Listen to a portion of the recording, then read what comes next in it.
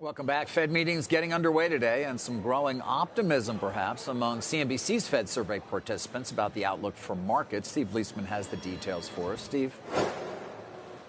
Yeah, David, a little bit brighter when it comes to the outlook for stocks, with respondents to the CNBC Fed Survey lowering their recession probability and seeing more of a bounce back in the economy and stocks in 2026.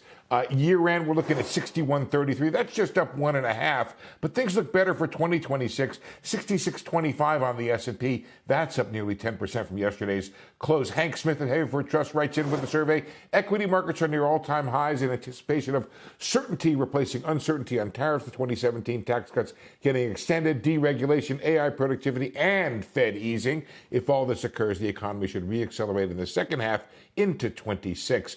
10 years seen a bit higher at 443, up from the prior survey, but below the current rate, and also a little bit better, but still higher in 2026 relative to the prior survey. On the tax bill, 43% believe it will significantly increase the deficit, 39% somewhat increase, call it 82% think that this tax bill will indeed increase the deficit. And 28 respondents are divided when it comes to the outlook for the tax bill when it comes to growth. 29% say it will, they're more optimistic on growth, 29% say less optimistic, 43% say it doesn't matter. Here's the outlook for the Fed. 100%, no change for this week, and 100% next week. Not 100%, but no expectation for a rate cut next month.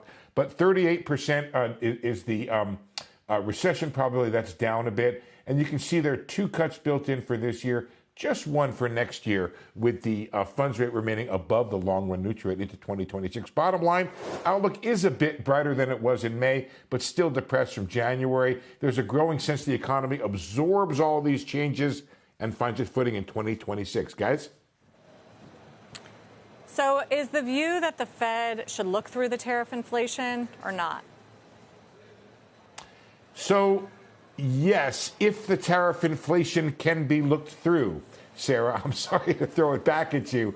That's really what it amounts to. I will say, by a 4-3 margin, they do think the tariffs end up being one-time price increases. 43% to 32% think it creates a broader inflation.